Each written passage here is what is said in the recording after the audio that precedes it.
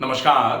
आज हम एक ऐसी बीमारी के बारे में बात करेंगे जो शरीर को शत्रु के समान दुख देने का काम करती है, कष्ट पहुंचाने का काम करती है और उसका नाम भी निश्चित ही शत्रु के समान ही रखा गया है। नाम है अर्श। अर्श का मतलब होता है अरीसा। अरी मतलब दुश्मन, बैरी जैसा, जो शत्रु के जैसा काम करे, जिसको हिंदी में बवासीर कहा जाता है और अंग्रेजी में इसी बीमारी को पाइल्स के नाम से जाना जाता है। पाइल्स क्यों होता है? पाइल्स होने के मूल कारण क्या हैं? पाइल्स क्या क्या नुकसान पहुंचाता है? पाइल्स कितने प्रकार का होता है? और पाइल्स को ठीक करने के लिए हम लगभग 7 से 8 ऐसे उपाय बताएंगे जो अगर आप फॉलो करेंगे तो निश्चित ही पाइल्स से जड़ से मुक्ति मिलेगी आपको। पाइल्स के ऑपरेशन के बाद भी यदि आप पाइल्स की परेशानी से दोबारा से ग्रस्त हो गए हैं तो भी आप इन नियमों का पालन करके, इन उपायों का अभ्यास करके अपनी समस्या को जड़ से खत्म कर सकते हैं। वीडियो को अंत तक जरूर देखें।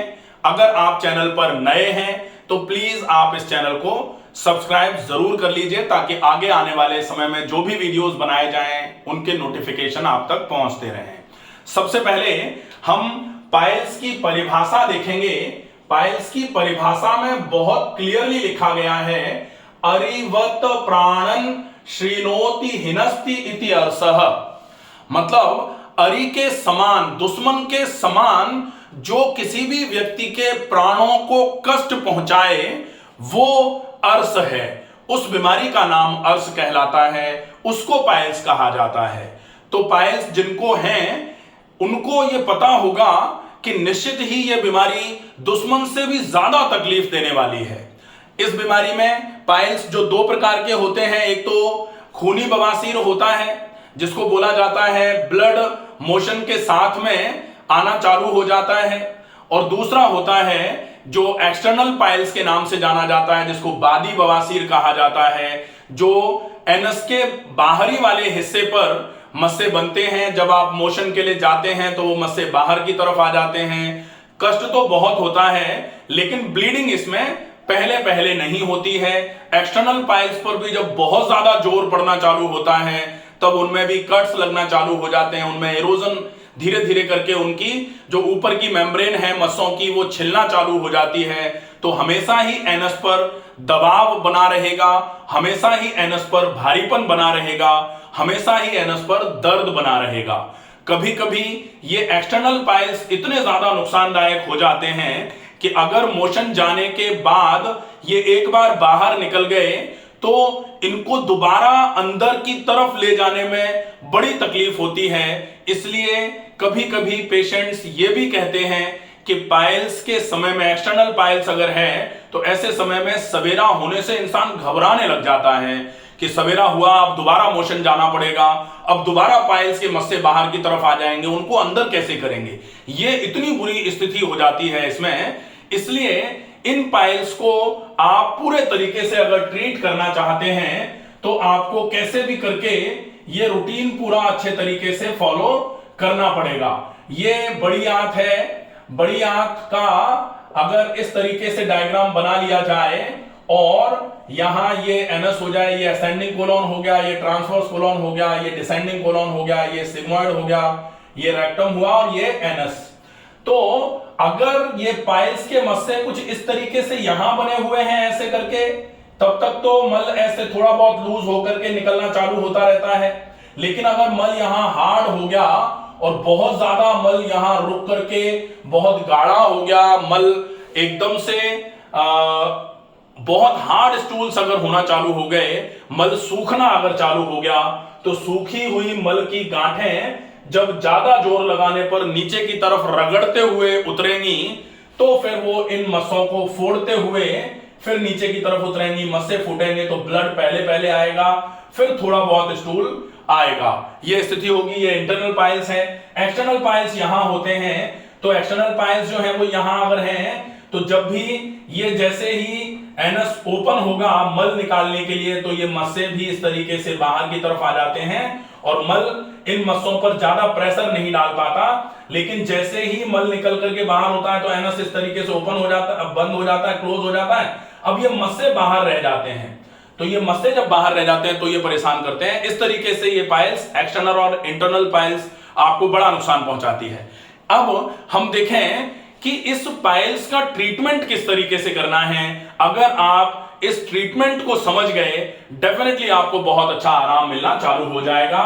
सबसे पहले नंबर पर ट्रीटमेंट के लिए अगर आप चाहें तो एक आयुर्वेद में सिरप बेस में एक बहुत अच्छा फॉर्मुलेशन मिल जाता है, उसमें लगभग सारी चीजें मिली हुई हैं।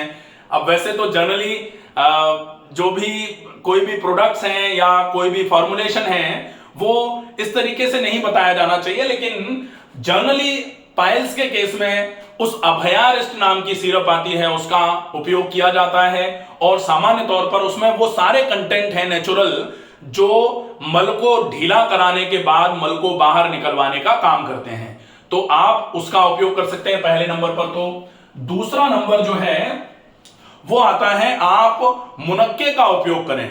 मुनक्के अगर आप अच्छे तरीके से चूस करके उनका रस अंदर ले जाएंगे तो मुनक्के भी मल को ढीला कराने में हेल्प करते हैं, मल को पूरा अच्छे तरीके से बाहर निकालने में हेल्प करते हैं। इसलिए आप अगर डायबिटिक नहीं हैं तो फिर मुनक्के का उपयोग कर सकते हैं। मुनक्के आप 10-10 करके दिन में 3 बार खा सकते हैं। रात को भिगोए सवेरे खा लिए, सवेरे भिगोए दोपहर में खा लिए, दोपहर को भिगो करके शाम को खा लिए। इस तरीके से आप मुनक्के का उपयोग करेंगे, उससे आपका पेट अच्छे से साफ होना चालू हो जाएगा, मल ढीला होना चालू हो जाएगा। और ढीला मल अगर निकल करके आता है तो डेफिनेटली जोर नहीं पड़ेगा। जोर नहीं पड़ेगा तो धीरे धीरे करके इन पर जो ये मस्से धीरे धीरे करके बढ़ रहे थे जोर पड़ने की वजह से, वो मस्सों का फूलना धीरे धीरे करके सिकुड़ने में कन्वर्ट होना चालू होगा और ये समस्या धीरे धीरे करके ठीक होना चालू हो जाती है। अब हम देखेंगे तीसरा कंटेंट, ये तो मुनक्का हो गया दूसरा। अब तीसरा कंटेंट जो है वो है हरड़। तो हरड़ सामान्य तौर पर मल को बिल्कुल पतला करके निकालने में आपकी मदद करती है। तो हरड़ को आप चूर्ण के हिसाब से भी उपयोग में ले सकते हैं, या फिर हरड़ को आप छोटी हरड़ अच्छे तरीके से कैस्टर ऑयल में भून करके थोड़ा काला नमक उस पर डाल करके कूट करके एक हरड़ के 3-4 टुकड़े करके 1 से 1.5 से मैक्सिमम 2 हरड़ आप मुंह में रखिए और सुपारी की तरह उनको चूसिए उसके रस को लार के साथ में।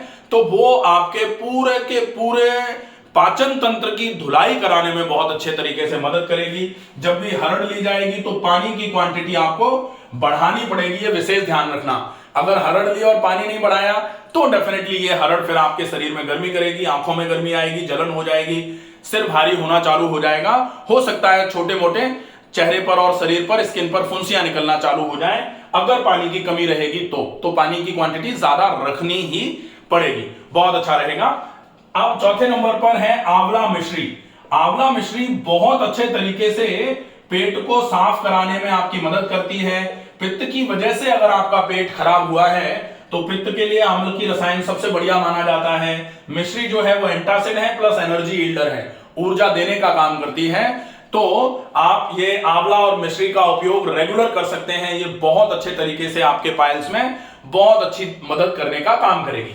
अब हम देखेंगे, अब है पांचवा है अमलतास। अमलतास की फलियां आती हैं। अमलतास का मैंने पूरा वीडियो बनाया हुआ है। अमलतास क्या होता है, किस तरीके से अमलतास काम करता है, ब्रोंकोडायलेटर होता है, लैक्सेटिव होता है, अमलतास एंटी इंफ्लेमेटरी है, एंटीऑक्सीडेशन का काम करता है। इसलिए अमलतास का आप जूस ले सकते हैं या फिर अमलतास का काढ़ा ले सकते हैं। दोनों में से कोई भी चीज अगर आप लेते हैं तो बहुत अच्छा आराम आपके पाइल्स में मिलेगा। इसके बाद फिर आता है छठे नंबर पर एरंड का तेल।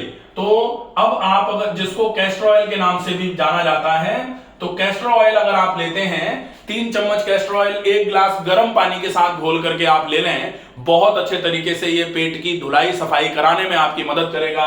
और पाइल्स तभी ठीक होगा जब कब्ज को आप पूरे तरीके से ठीक कर देंगे और दोबारा कब्ज नहीं होने देंगे।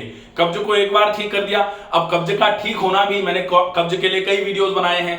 कब्ज में जनरली लोगों को लगता है भरे हुए मल को निकाल दो तो कब्ज का ट्रीटमेंट हो गया, वो ट्रीटमेंट नहीं है। कब्ज का ट्रीटमेंट कब माना जाएगा पूरा, जब आते हैं भरे हुए मल को स्वयं निकालने में सक्षम हो जाएं, तब कब्ज का ट्रीटमेंट माना जाता है। आप ये जो चीजें हैं इनका उपयोग करके एक बार तो निकाल दे रहे हैं, लेकिन दोबारा कब्ज नहीं हो उसके लिए आंतों को मजबूत करने की आवश्यकता है, आंतों की कमजोरी को दूर करने की आवश्यकता है। आंतों की कमजोरी जब जब दूर होगी तब फिर आपकी यह समस्या पूरे तरीके से ठीक होना चालू हो जाएगी। एक बहुत अच्छा उपयोग होता है जब आपकी आंतों में सूजन ज्यादा हो जाए तो निसोथ का उपयोग होता है। निसोथ आपको कहीं भी पंसारी की शॉप पर मिल जाएगा। निसोथ और हरड़ का उपयोग मिलाकर के अगर आप कर सकते हैं बहुत बढ़िया रहेगा। हरड़ और निसोथ का पाउडर जो है आंतों की सूजन के लिए रामबाण का काम कर सकता है, इसलिए आप हरड़ और निसोथ का उपयोग पाउडर के रूप में कर लीजिए। इसके साथ अगर आप चाहें तो थोड़ा कैस्टर ऑयल मिला करके ले लीजिए, या हरड़ और निसोथ लेने के थोड़ी देर पहले आप 1 चम्मच कैस्टर ऑयल 1 कप पानी में घोल के पी लीजिए। उसके बाद फिर आप आधा चम्मच हरड़ और निसोथ का पाउडर ले लीजिए। यह आपके आंतों की सूजन को दूर करने में बहुत अच्छे तरीके से मदद करेगा। इसके बाद अब बेसिक जो है वो है आप कैसे भी करके इन सब के बाद में आंतों की मजबूती के लिए क्या करना है। तो आंतों की मजबूती के लिए आहार और व्यायाम का संयमित उपयोग। आहार और व्यायाम का, क्योंकि यहां तो आपने भरे हुए मल को निकालने का पूरा क्रम बना लिया, पूरे के पूरे आंतों में भरे हुए मल को यहां से निकालने में आपकी मदद कर दी इन सब चीजों ने। अब दोबारा मल इनमें भरे नहीं, आंतों की ताकत बहुत अच्छे तरीके से बढ़ जाए ताकि आंतें अपने आप के भरे हुए मल को बाहर निकालने में सक्षम हो जाएं। इसके लिए बहुत आवश्यक होगा कि आप आहार और व्यायाम दोनों चीजों पर प्रॉपर फोकस करिए। आहार में बहुत ज्यादा मात्रा में रफेज खाइए, फाइबर्स होने चाहिए। ज्यादा से ज्यादा मात्रा में सब्जियां, सलाद और फल का उपयोग करिए। पानी का ज्यादा से ज्यादा मात्रा में उपयोग हो। खाने के तुरंत पहले, खाने के तुरंत बाद पानी का उपयोग बिल्कुल भी ना किया जाए। और साथ में व्यायाम, आंतों के ऊपर खून की चाल को बढ़ाने के लिए कुछ भी व्यायाम आप टहलना कर लें। आप राजा रानी आसन, जिसको मरकटासन बोला जाता है, जिससे आंतों में बहुत अच्छे तरीके से चाल चालू हो जाती है, पेरिस्टाल्सिस इंप्रूव होती है, आंतों की शिथिलता दूर होती है।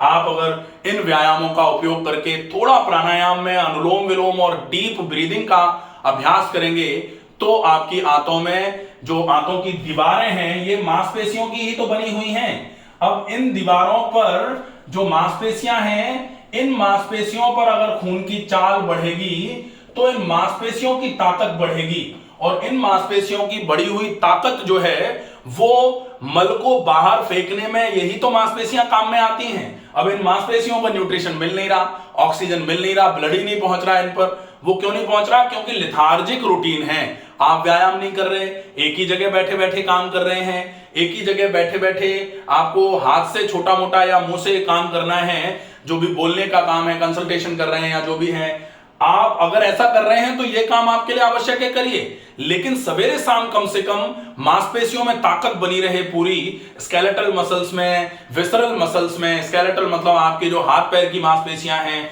जिनसे आप वजन उठाते हैं, चलते फिरते हैं, उठ के बैठते हैं। और विसरल मसल्स का मतलब है ऑर्गन्स की जो मांसपेशियां हैं, इनमें खून की चाल बढ़नी चाहिए, तभी आपके ये सारे के सारे ऑर्गन्स सही तरीके से काम करेंगे। और उसके बाद ही आपकी ये अर्श की समस्या, पाइल्स की समस्या पूरे तरीके से दूर हो पाएगी। आशा है ये वीडियो आपको पसंद आएगा। ज्यादा से ज्यादा लोगों तक इस वीडियो को पहुंचाएं। स्वस्थ रहिए, सुरक्षित रहिए। धन्यवाद।